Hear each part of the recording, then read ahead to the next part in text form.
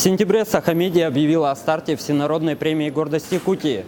Уже совсем скоро начнется голосование в номинации «Предприниматель». Поэтому мы решили выяснить у горожан, какими качествами должен обладать претендент в этой номинации. Предприимчивости, конечно. Смелости, умение долго работать в условиях неизвестности и постоянных стрессовых ситуаций. Целеустремленности, наверное. Ну и не честным должен быть, не обманывать людей. Да, коммуникабельности пускай. Во-первых, знать и разбираться в том, чем он занимается.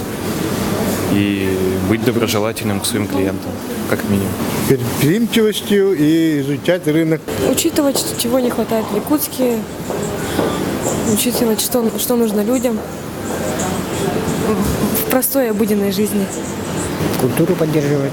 Он должен властей слушаться.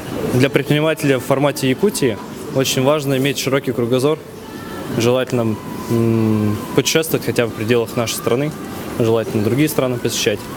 Это позволяет смотреть на многие вещи нестандартным подходом, ну и, соответственно, искать какие-то применения, особенности, может быть, климата, может быть, менталитета, может быть, особенностей развития города, каких-то тенденций новых. Человечным должен быть в любом случае, доброжелательным.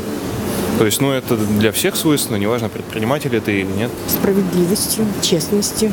Серьезности. Честными должны быть, налог должны платить. Находчивость. Креативное мышление. Предприимчивостью. Лидер.